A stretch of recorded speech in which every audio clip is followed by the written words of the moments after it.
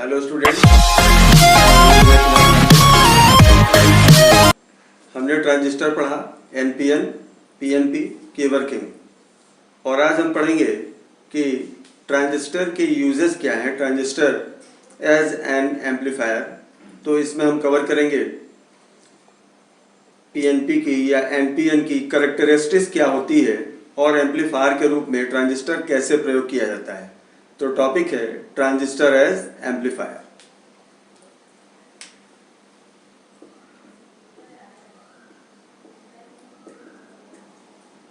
Transistor as amplifier अर्थात प्रवर्धक के रूप में ट्रांजिस्टर को प्रवर्धक के रूप में कैसे प्रयोग करें। हम जानते हैं कि आज जितनी भी मॉडर्न इलेक्ट्रॉनिक्स आप देख रहे हो, चाहे वो किसी भी शेप में हो, एनालॉग हो, डिजिटल हो, हर जगहों पे आईसीज का प्रयोग हो रहा है, इंटीग्रेटेड सर्किट का प्रयोग हो रहा है, जिसमें ट्रांजिस्टर का भरपूर उपयोग हो रहा है। एक सिद्धांत बहुत पहले आया था, मैं यहाँ थोड़ा सा जिक्र कर दूं। मूर मांगे मोर, एक इलेक्ट्रॉनिक्स के व्यक्ति थे मूर। उन्होंने बताया था कि हर 10 साल के बाद ट्रांजिस्टरों की संख्या लगभग 2 गुनी हो जाती है। जो पहले के सिस्टम्स थे उसमें सैकड़ों ट्रांजिस्टर होते थे, 10 साल बाद 2 गुने हो गए 200। बढ़ते बढ़ते एक सामान्य से सर्किट में, कंप्यूटर के मदरबोर्ड में आप पाओगे कि 30,000 35,000 ट्रांजिस्टर लगे होते हैं आईसी के शेप में। तो आजकल ज़माना आईसी का है, इंटीग्रेटेड सर्किट का है, तो ट्रांजिस्टर इसमें एम्बेडेड की शेप में लगे होते हैं। चलिए, मैं अपनी वीडियो को लंबी नहीं करूँगा, शॉर्ट में ही बताऊँगा आपको। तो एम्पलीफायर के मुख्य 2 कार्य हैं, कौन कौन से? पहला है स्विचिंग और दूसरा है एम्पलीफायर। यानी ट्रांजिस्टर को स्विचिंग के रूप में भी हम प्रयोग कर सकते हैं और एम्पलीफायर के शेप में भी कर सकते हैं। अब स्विचिंग क्या है और एम्पलीफायर क्या है, हालांकि हमें यहाँ एम्पलीफायर ही बताना है, मैं छोटी सी चर्चा स्विचिंग की भी कर दूं। जब आप लॉजिक गेट्स का इस्तेमाल करते हैं, खासकर कंप्यूटर्स में, तो जो गेट्स होते हैं that are used by switching of transistors on और ऑफ। ट्रांजिस्टर की एक सिचुएशन होती है जब वो ऑन होता है, आप कहते हैं 1, जब वो ऑफ होता है तो आप कहते हैं 0। तो बाइनरी कोड्स का यूज वहां पे होता है स्विचिंग के रूप में। और हम आज देखने जा रहे हैं एम्पलीफायर। तो कैसे होगा एम्पलीफिकेशन, ये हम देखेंगे। अब यहाँ पे ट्रांजिस्टर को एम्पलीफायर के रूप में यूज करने के लिए हमारे पास 3 अलग अलग पिनें हैं, इमीटर, बेस और कलेक्टर। और हमें इन 3 पिनों से 3 अलग अलग कनेक्शन जोड़ने हैं, जिसमें एक को कॉमन करना है। तो इस हिसाब से हमारे 3 कनेक्शन बनेंगे। जैसे पहला बन रहा है कॉमन इमीटर कनेक्शन। अब अगली बार हम कॉमन क्या करेंगे? Common base connection. अब क्या करेंगे? Common collector connection. तो यहां 3 कनेक्शन आ गए जिनको हम एम्पलीफायर के शेप में यूज करेंगे। Common emitter connection, common base connection और कॉमन कलेक्टर कनेक्शन। ये दोनों के लिए है। यानी अगर आप देखें तो ये पीएनपी में भी यूज होंगे, यानी 3 कनेक्शन पीएनपी के लिए और 3 कनेक्शन एनपीएन के लिए। तो बेसिकली मैं इनको बारी बारी बता दूंगा। आज मैं ले रहा हूं पीएनपी का common base connection as amplifier. तो हम लोग शुरुआत यहीं से करें, कॉमन बेस कनेक्शन से। पहले मैं इसको इरेज कर दूं, यहां तक हो गया है आपका।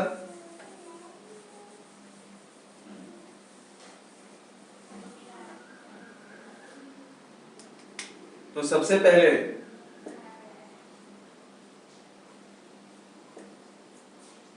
सर्किट डिटेल्स, पहले सर्किट देखेंगे, डिटेल देखेंगे, कैसे वर्क करता है वो देखेंगे। तो हमने क्या करना है, ट्रांजिस्टर लेना है। कौन सा ट्रांजिस्टर लेना है, पीएनपी लेना है। तो आप जानते हो पीएनपी लोगे तो एरो अंदर की साइड होगा। अब आपको यहाँ से चलकर अगला काम, यहाँ पर एक करंट लेना है जो आपकी इमीटर करंट होगी। आपने यहाँ पे एमीटर लगाया हुआ है जहाँ से आपको इमीटर करंट मिलेगी। यहाँ से आप एक रियोस्टेट लगा दें। मैं आपको अभी समझाता चल रहा हूँ यहाँ पर क्या क्या यूज हो रहा है। ये पॉजिटिव, ये नेगेटिव। यहाँ से आपने एक सिग्नल लगाया, एसी सिग्नल, जिसे आपको एम्पलीफाई करना है।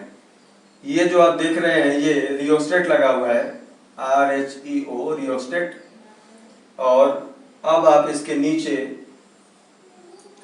बेस को कॉमन कर लें, अर्थ कर दें इसको। इसके बाद आप इस साइड में आ जाएं। इस साइड में भी एक करंट निकलेगी, आईसी करंट, कलेक्टर करंट। हमने इसके लिए मीटर बना दिया। अब क्या करेंगे, हम यहाँ पर भी रियोस्टेट लेंगे। मैं रियोस्टेट की प्रक्रिया को आपको इजीली समझा दे रहा हूँ। इसके पहले हम लोग सर्किट बना लेते हैं।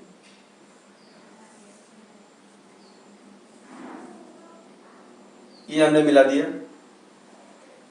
अब आप देखें यहाँ पर जो हिस्सा इस साइड का है, यानी बेस, इमीटर, कलेक्टर। इमीटर और बेस के बीच में जो यहाँ पे वोल्टेज क्रिएट होगा वो होगा VBE, बेस इमीटर।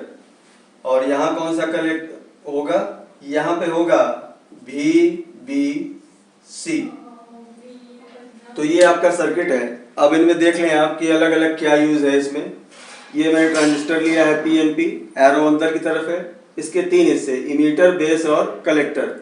हमने इसमें बेस को कॉमन कर दिया है, यानी ये इनपुट में भी लगा हुआ है। आप देख पा रहे हैं यहाँ इनपुट में लगा हुआ है और यही बेस आउटपुट में भी लगा हुआ है। तो इनपुट आउटपुट दोनों के लिए बेस कॉमन हो गया, इसलिए इस कनेक्शन का नाम है कॉमन बेस कनेक्शन। अब आपने यहाँ पे इमीटर लगाया हुआ है जिससे आप इमीटर करंट ले रहे हैं। यहाँ से आपने रियोस्टेट लगाया हुआ है जिसको स्लाइड करके आप इस वोल्टेज को कम करेंगे और करंट की स्थिति को देखेंगे। तो ये वर्क रहा रियोस्टेट का। यहाँ बैटरी फॉरवर्ड बायसिंग में है और यहाँ बैटरी रिवर्स बायसिंग में है। तो ये रही सर्किट डिटेल। अब हम लोग इसके आगे देखते हैं कि इसकी क्या और चीज़ें हैं। तो सबसे पहले इसकी कैरेक्टरिस्टिक्स।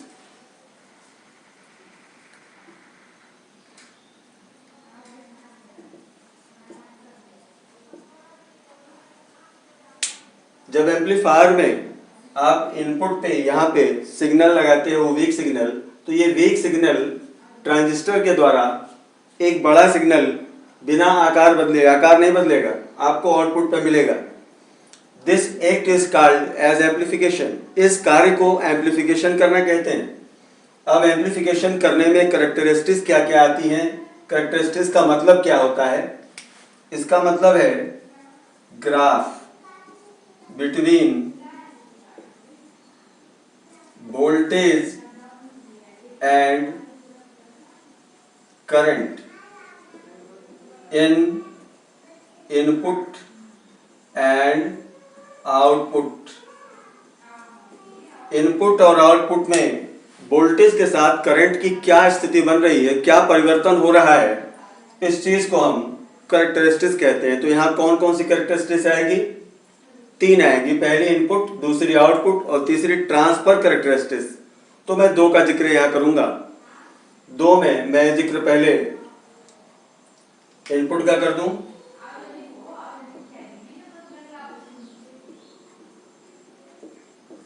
अब आप देखें इनपुट कैरेक्टरिस्टिक्स में क्या होने वाला है।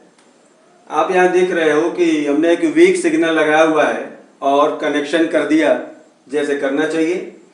तो अब यहाँ पे हमारे पास एक वोल्टेज है VBE और आउटपुट में है VBC, करंट है IE। तो आपको यहाँ पे एक ग्राफ प्लॉट करना है IE और VBE के सापेक्ष।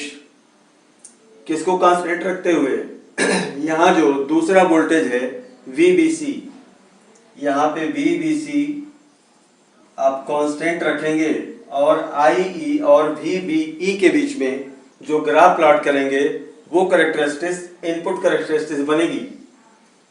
तो ये कैसे होता है इसे देखें आप। मैं ग्राफ पे करंट को ऊपर शो कर रहा हूँ y एक्सिस पे और x एक्सिस पे मैंने VBE को शो किया है। अब आप देखें क्या स्थिति बनती है। हमने VBC को कोई एक वोल्टेज दे दिया। अब हम VBE को अपने रियोस्टेट के साथ रियोस्टेट में चेंज करके इसके वोल्टेज को चेंज कर सकते हैं और इसके मुताबिक जो इमीटर करंट में संगत मान आएगा, जो वैल्यू आएगी उसको नोट करेंगे। तो क्या ग्राफ प्लॉट होगा, कुछ ऐसा। मान लीजिए यहाँ पे आपने VBC रखा है 1 वोल्ट, ये स्थिति बनेगी, इस तरह का ग्राफ बनेगा। आप थोड़ा और बढ़ा लें। अब यहाँ पे हमने 10 वोल्ट की रख ली है। इस तरह से आपको ग्राफ मिलेगा जो ये शो करेगा कि यहाँ पे एक डायनेमिक स्थिति बनी हुई है। तो इस चीज को हम कहते हैं डायनेमिक इनपुट रेजिस्टेंस RI किसके किसके बीच बना, आप देख पा रहे हो, VBE और IE के बीच। तो delta VBE upon delta IE at constant VBC। तो ये जो कैरेक्टरिस्टिक्स बनेगी इसे हम कहेंगे इनपुट कैरेक्टरिस्टिक्स। ये इनपुट के लिए स्थितियां बनी हुई हैं कि क्या यहाँ पे डायनेमिक रेजिस्टेंस होगा। अब आइए देखते हैं इसके आधार पर आउटपुट कैरेक्टरिस्टिक्स।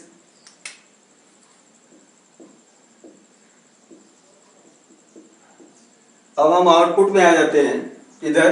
तो आउटपुट में आपको दो चीजें दिखाई दे रही हैं, VBC और IC। इन दोनों के बीच में आपको ग्राफ प्लॉट करना है, IC और VBC।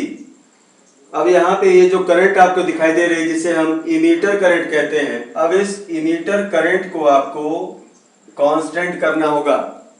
यानी आप एक वोल्टेज IE को एक करंट की वैल्यू आप कांस्टेंट रखते हुए VBE को रियोस्टेट के साथ इंक्रीज करेंगे और इसके साथ IC में क्या परिवर्तन हो रहा है आप उसे देखेंगे। दोनों के बीच में आप एक ग्राफ प्लॉट करोगे। आप देखिए यहाँ पे इमीटर से कलेक्टर में 95% होल्स बड़े आसानी से पहुंच चुके हैं। होल जब यहाँ पहुंच चुके हैं 95%, तो यहाँ स्थिति बनती है IC इक्वल टू IE। जितने होल्स थे सबके सब पहुंच गए, टोटल करंट यहाँ पे प्राप्त हो गई। अब इसका अगला हिस्सा ये है कि जब हम इस आउटपुट कैरेक्टरिस्टिक्स को लेते हैं तो IE को हमें कांस्टेंट रखना होता है, स्थिर रखना होता है।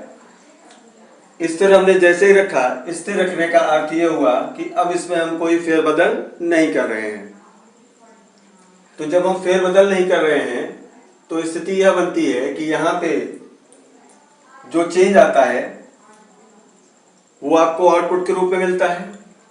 अब अगर हम IE की स्थिति को फिर से देखें, अगर IE 0 कर जाए यानी यहाँ पे IE पर कोई बायसिंग ही उपलब्ध ना हो, कोई बायसिंग ना हो, तो अब तो स्थिति ये बननी चाहिए कि यहाँ पे कलेक्टर पे कोई करंट नहीं होनी चाहिए, लेकिन है क्योंकि आपने PNP लगा रखा है यहाँ पे, यानी यहाँ पे रिवर्स सैचुरेशन करंट आपको दिखाई देती है इस जगह पे।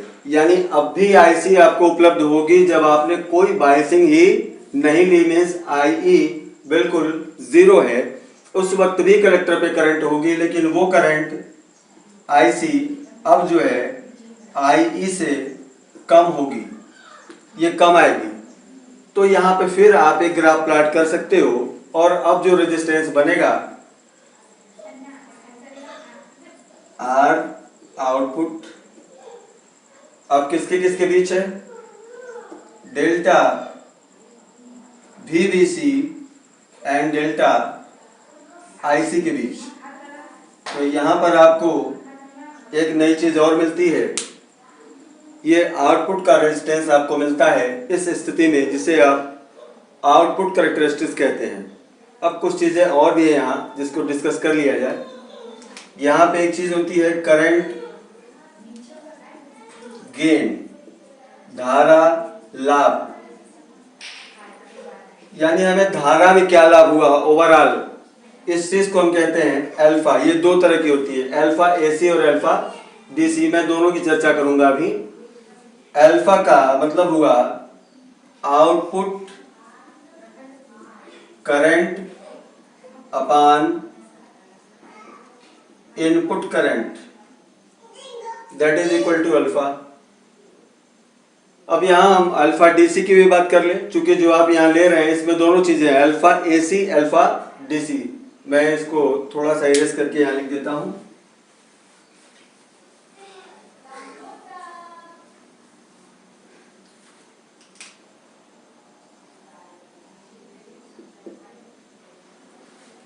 That is alpha DC. यहां आप देख रहे हो आईसी अपान आईसी, में एक नई चीज लिख रहा हूं, जो करंट यहां पहुंच रही है आईसी की वो ऑलरेडी इसके बराबर हो जाए तो स्थिति बनेगी 1, यानी अल्फा डीसी इक्वल टू 1, यानी इसका टोटल एम्प्लीफिकेशन किया जा चुका है, टोटल इनपुट की करंट आउटपुट में आ चुकी है। ये एम्प्लीफिकेशन की अच्छी क्वालिटी को शो करता है। और अगर हम अल्फा एसी की बात करें अल्टरनेट की, तो यहां पे आप लिखते हो डेल्टा आईसी अपान डेल्टा आईई। ये स्थिति बनती है आपकी अल्फा एसी की। तो यहाँ पर आउटपुट कैरेक्टरिस्टिक्स में ये सारी चीज़ें किसी भी एम्पलीफायर की पूरी सिचुएशन को शो करती हैं कि उसका अल्फा एसी कैसा है, अल्फा डीसी कैसा है, यानी वो एम्पलीफाई कितने % करता है। तो वीडियो आपको कैसा लगा कमेंट कीजिए, शेयर कीजिए, लाइक कीजिए, और अगर कहीं भी कोई दिक्कत आपको समझ में आती है तो प्लीज़ कमेंट करके पूछिए। अगर मैं आपकी मदद कर पाया तो मुझे ज़रूर अच्छा लगेगा। धन्यवाद।